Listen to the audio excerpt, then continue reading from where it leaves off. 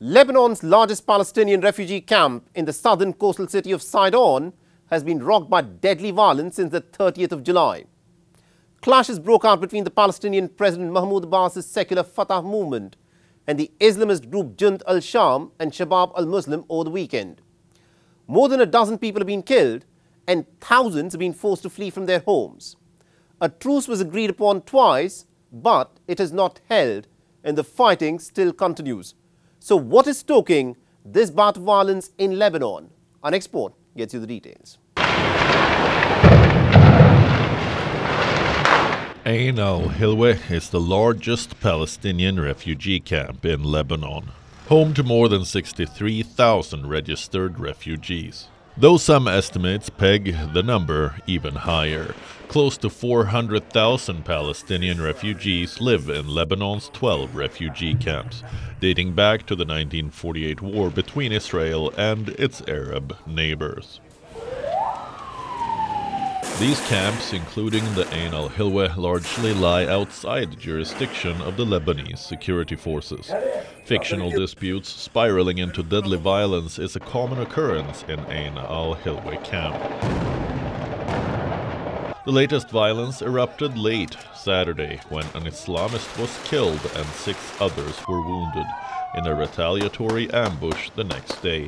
A Fatah military leader and 4 of his colleagues were killed. We are working on a ceasefire and removing the gunmen before creating an investigative committee to look into the first assassination that happened earlier, in which 1 person was killed and 5 were injured. In addition, the committee will also investigate the second assassination of Armuchi, Fatah movement commander Ashraf al-Armuchi.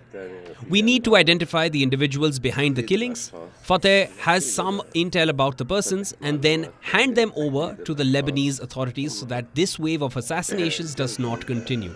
We need to know who is behind these operations at this suspicious time.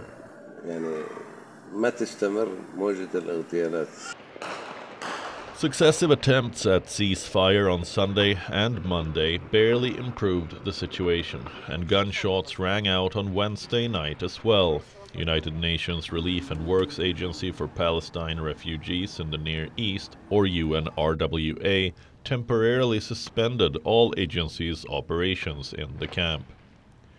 2 UNRWA schools also sustained damages, and more than 2,000 Ain al-Hilweh residents were forced to flee, taking shelter in a nearby mosque. We are fed up of all these things. We do not know what is the story behind it, the interest why sometimes clashes go on and come down. We have children. Look at this area. It's empty. Shops are closed. People are sitting at houses without even bread. They block the road in all directions. What shall we do? We are stranded in spite of the fact that we are behind the checkpoints of the Lebanese army and outside the camp. We have nothing to deal with this matter. The Palestinian presidency has denounced the fighting, terming the security of the camps a red line. Calls have been issued for a return to normalcy and peace. A cautious calm seemed to return to the camp on Thursday after a night of renewed clashes. Will it be a long-lasting peace in these bustling, impoverished urban districts? Only time will tell.